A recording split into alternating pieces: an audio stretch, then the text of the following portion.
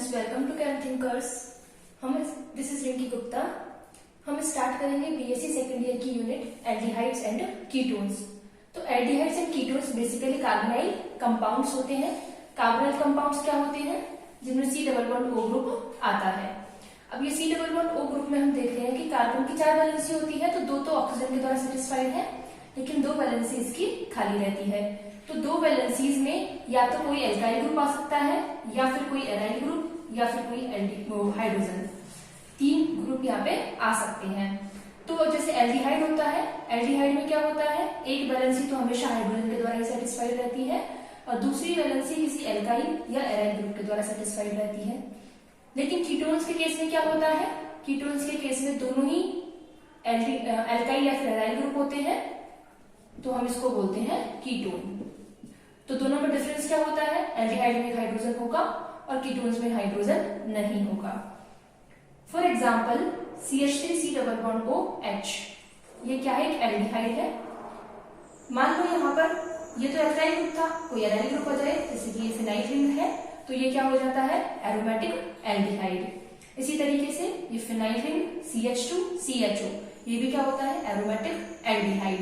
तो aldehyde 2 type के हो गए, एलिफेटिक और एरोमेटिक। एलिफेटिक में एल्काइल ग्रुप होगा, एरोमेटिक में एराइल ग्रुप होगा।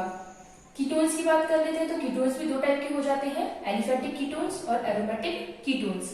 एलिफेटिक कीटोन्स में क्या है, दोनों ग्रुप्स जो है वो एल्काइल ग्रुप्स होंगे, मतलब एलिफेटिक ग्रुप्स होंगे। तो यहाँ पर दोनों ग्रुप सेम भी हो सकते हैं और दोनों ग्रुप डिफरेंट भी हो सकते हैं। जैसे कि एग्जाम्पल है एसीटोन का, जिसमें दोनों तरफ CH3 मिथाइल ग्रुप जुड़े हुए हैं। और ये एग्जाम्पल है जिसमें एक तरफ CH3 है और एक तरफ प्रोपाइल ग्रुप है। 1 2 3, कितने कार्बन से? 3। तो ये जुड़ा हुआ है प्रोपाइल ग्रुप। तो दोनों ग्रुप सेम भी हो सकते हैं और दोनों ग्रुप डिफरेंट भी हो सकते हैं। एरोमेटिक कीटोन्स के एग्जाम्पल में हमने क्या लिखा है? एक तरफ फिनाइल रिंग लिखी है, एक तरफ CH3 लिखा है, तो ये एरोमेटिक कीटोन हो जाता है। दोनों साइड पर रिंग हो तो भी क्या होगा? वो एरोमेटिक कीटोन्स। तो ये हमने देखा बेसिकली कि क्या एल्डिहाइड होते हैं और क्या कीटोन्स होते हैं, उसके कुछ एग्जाम्पल्स। अब हम देखेंगे nomenclature of aldehydes and ketones. तो अपन अब पढ़ रहे हैं nomenclature of aldehydes. Nomenclature of aldehydes में सफिक्स क्या लगाते हैं अपन? एल। सफिक्स क्या होता है? जो अपन पीछे लगाते हैं। जैसे ये एल्कीन है, एल्कीन में पीछे क्या लगाना है अपन को? एल। तो क्या हो जाएगा? एल्केनेल। जैसे मान लो ये एग्जाम्पल है HCHO। यहाँ पर आप देखोगे कितने कार्बन है? तो 1 कार्बन है। 1 कार्बन के लिए क्या लगाते हैं? मैथ। तो अपन ने लिखा यहाँ पे मिथेन। एल्डिहाइड है, इसके लिए लगा दिया एल। इसका नाम क्या हो जाएगा? मिथेनेल। जब भी हम नॉमेनक्लेचर करते हैं तो जो एल्केन का ई होता है उसको हमें ओमिट करना होता है, तो हम यहाँ पर इसको ओमिट कर देंगे। ये क्या बन जाएगा? मिथेनेल। जो मैंने ब्रैकेट में लिखा हुआ है वो होता है इसका common name, which is formaldehyde. दूसरा एग्जाम्पल है CH3 CH2 CH2 CHO। इसमें आप कार्बन देखेंगे कितने कार्बन है? तो 1 2 3 4, 4 कार्बन है। और 1 नंबर किसको देना है अपन को? CHO वाले कार्बन को। तो 4 कार्बन के लिए मैंने लिखा ब्यूटेन। CHO प्रेजेंट है तो Al लिखा। ये E जो है वो ओमिट हो जाएगा, क्या बन जाएगा? ब्यूटेनेल। और इसका कॉमन नेम होता है ब्यूटाइलडिहाइड। तीसरा एग्जांपल है CH3 CH double bond CH CHO।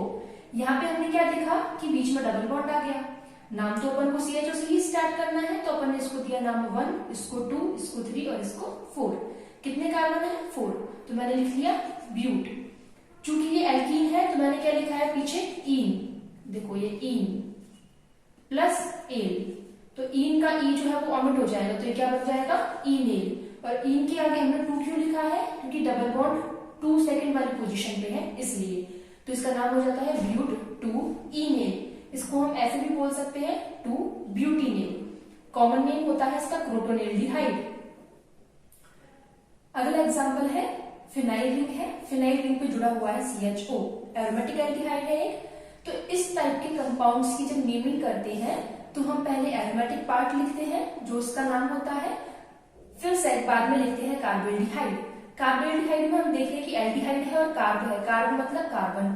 तो अब जब इस एरोमेटिक पार्ट का नाम लिखेंगे तो उसमें ये वाला कार्बन इंक्लूड नहीं होगा, इसलिए हमने इस कार्बन को बताने के लिए लिखा है कार्बोल्डिहाइड और एरोमेटिक पार्ट को आगे लिख दिया। जैसे ये एग्जांपल है, इसमें एरोमेटिक पार्ट क्या है अपना? बेंजीन। तो मैंने लिख दिया आगे बेंजीन। ये क्या है CHO, तो इसके लिए लिख दिया अपन ने कार्बोल्डिहाइड, और इसका कॉमन नेम होता है बेंजील्डिहाइड। एक एग्जांपल ये है, ये 3 एग्जांपल तो किसके थे, अनब्रांच्ड एल्डिहाइड। अनब्रांच्ड मतलब सीधी सीधी चेन हो जिसमें कोई भी ब्रांचिंग प्रेजेंट ना हो, लेकिन यहाँ पे ब्रांचिंग है, यहाँ पर CH3 प्रेजेंट है। तो यहाँ पर जो इस टाइप के एल्डिहाइड्स होते हैं उसमें भी हमको क्या करना है, एक नंबरिंग देनी है एल्डिहाइड ग्रुप को। तो एल्डिहाइड ग्रुप को मैंने 1 नंबरिंग दी, 2 इसको देंगे, 3, 4 और 5। कितने कार्बन है टोटल, 5। तो मैं क्या लिखूंगी, पेंटेन। जब भी ब्रांच्ड एल्डिहाइड या फिर ब्रांच्ड कोई कंपाउंड होता है तो सब्स्टिट्यूएंट को अपन सबसे पहले लिखते हैं। तो सब्स्टिट्यूएंट क्या है यहाँ पे, मिथाइल। पोजीशन क्या है इसकी, सेकंड पोजीशन पे जुड़ा हुआ है ये, तो हो जाएगा 2 मिथाइल। 5 कार्बन के लिए पेंटेन, और चूंकि CHO प्रेजेंट है तो क्या हो जाएगा, एल, तो 2 मिथाइल पेंटेनेल। ये अपन ने बात करी है नॉमेनक्लेचर ऑफ एल्डिहाइड्स की। इसी तरीके से हम नेक्स्ट पढ़ेंगे nomenclature of ketones. Nomenclature of ketones.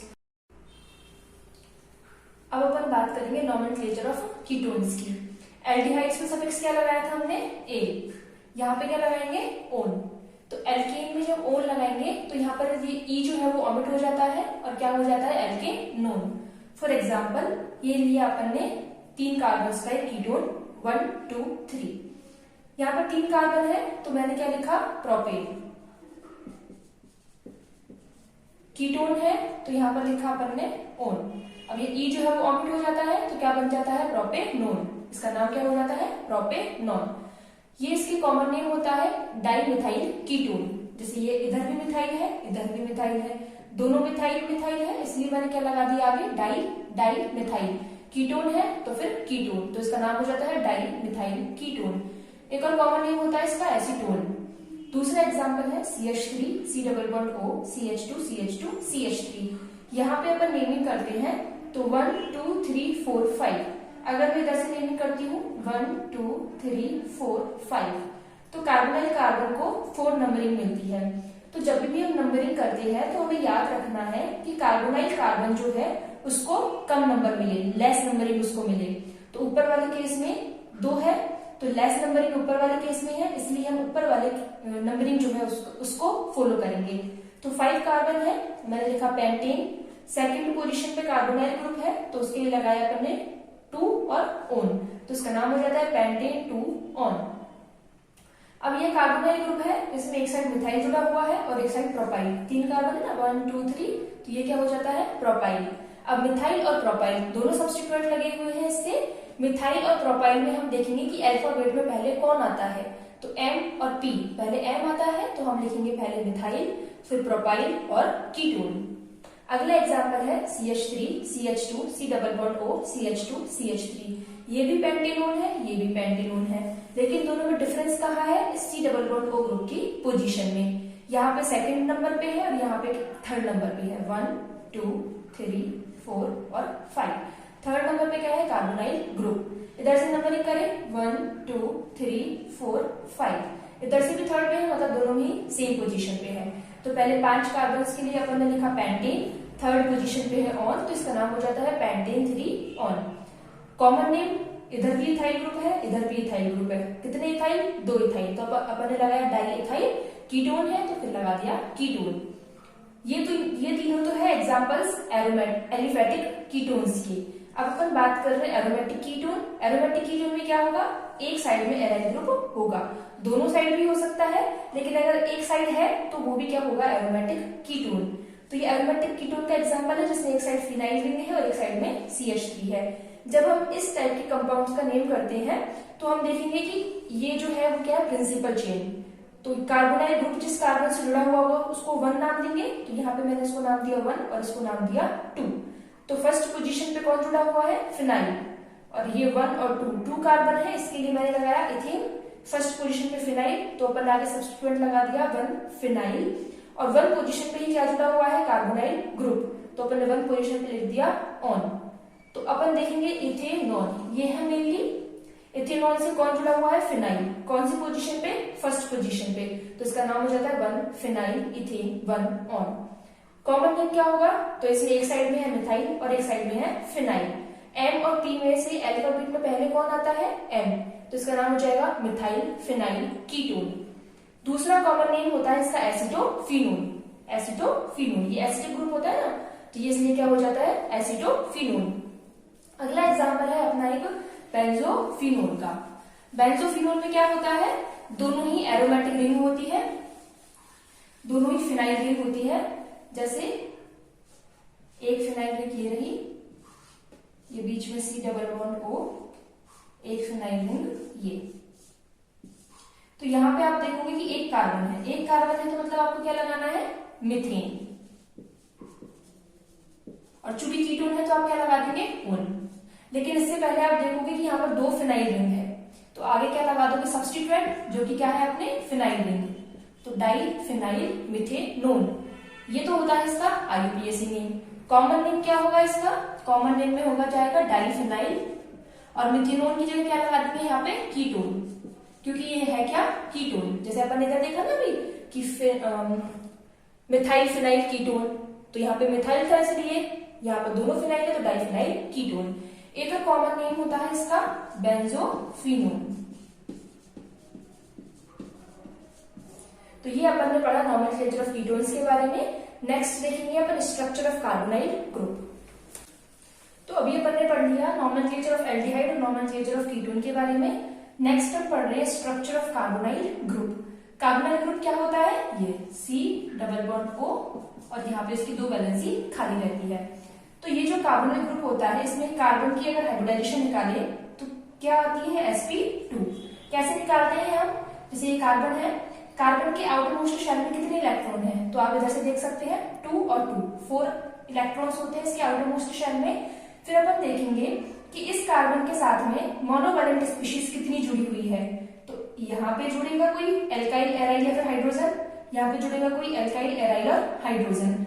ये तीनों ही क्या होते हैं मोनोवैलेंट स्पीशीज होती है। तो कितनी जुड़ रही है इससे 2, तो साथ में इसमें 2 ऐड कर देंगे। कोई भी चार्ज इस पर नहीं है तो चार्ज का कोई रोल यहाँ पे नहीं आएगा, और इसको डिवाइड करेंगे अपन 2 से, तो कितना आ जाएगा 3, और 3 का मतलब होता है sp2 हाइब्रिडाइजेशन। तो कार्बन में कितनी हाइब्रिडाइजेशन आ गई sp2। sp2 का मतलब है कि इस हाइब्रिडाइजेशन में एक s ऑर्बिटल और 2p ऑर्बिटल इन्वॉल्व रहते हैं। जैसे यहाँ पर ये C6 ग्राउंड स्टेट में बात करें तो ये s2 और ये 2p2। यहाँ पर ये किसमें चला जाएगा एक्साइटेड स्टेट में होकर के p ऑर्बिटल में, तो ये स्टेट बन जाएगी। अब यहाँ पर ये वाला एक s ऑर्बिटल और ये 2p ऑर्बिटल हाइब्रिडाइजेशन में जाते हैं और 3 sp2 हाइब्रिडाइज्ड ऑर्बिटल बना लेते हैं।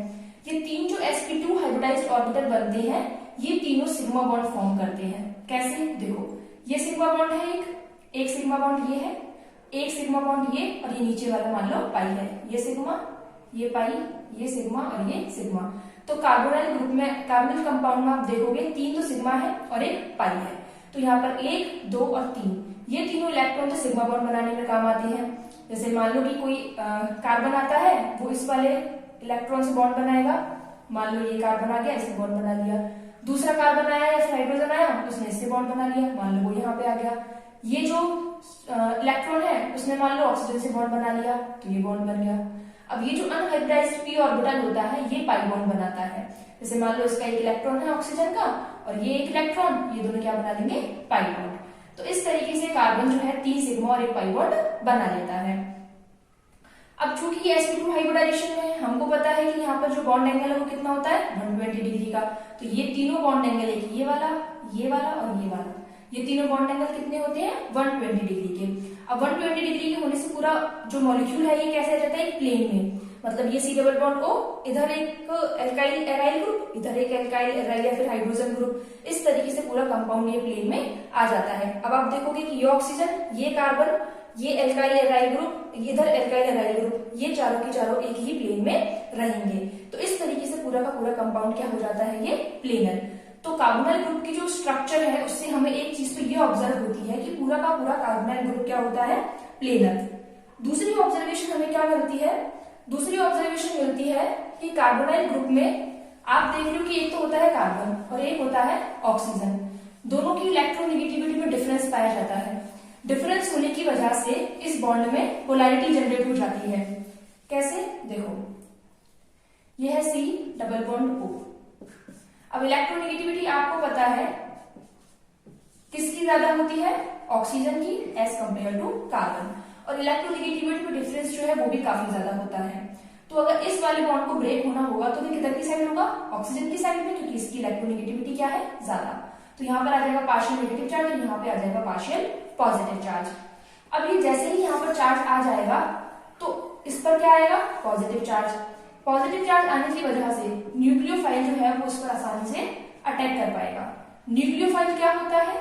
न्यूक्लियोफाइल वो स्पीशीज होती है जिसके पास में इलेक्ट्रॉन, मतलब ये एक क्या होती है? इलेक्ट्रॉन रिच स्पीशीज होती है। न्यूक्लियोफाइल एक इलेक्ट्रॉन रिच स्पीशीज होती है।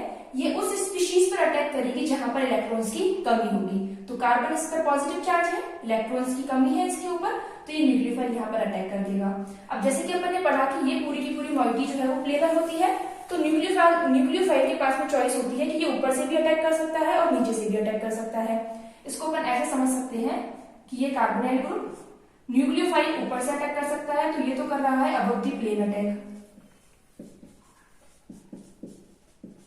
या फिर न्यूक्लियोफाइल के पास में चॉइस है कि ये बिलो दी प्लेन अटैक कर सकता है। इसको मैं डॉट डॉट से शो कर देती हूँ। ये है बिलो दी प्लेन। चूंकि पूरा कंपाउंड प्लेनर है तो ये दोनों मतलब 50% पॉसिबिलिटी ऊपर की है, तो 50% पॉसिबिलिटी जो है वो नीचे से अटैक करने की है। तो इस तरीके से जो न्यूक्लियोफिलिक एडिशन रिएक्शन जो है उसकी यहाँ पे प्रोबेबिलिटी जो है वो क्या हो जाती है? डबल हो जाती है। इस रिएक्शन के होने की प्रोबेबिलिटी क्या हो जाती है? डबल हो जाती है, जो कि कार्बोनाइल ग्रुप जो है उसको क्या बना देता है? रिएक्टिव।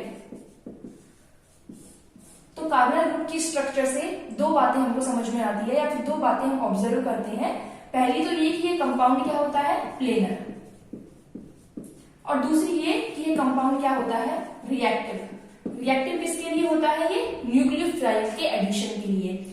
जिस तरीके से अपन बेंजीन में पढ़ते हैं ना कि बेंजीन में इलेक्ट्रोफिलिक एरोमेटिक सब्स्टिट्यूशन एक कैरेक्टरिस्टिक रिएक्शन होती है, वैसे ही कार्बोनाइल ग्रुप के केस में न्यूक्लियोफिलिक एडिशन रिएक्शन क्या होती है? एक characteristic reaction. Nucleophilic addition reaction characteristic reaction होती है। तो ये अपन ने बात करी स्ट्रक्चर ऑफ कार्बोनाइल ग्रुप्स की। नेक्स्ट क्लास में अपन देखेंगे preparation methods of aldehydes and ketones. Thank you.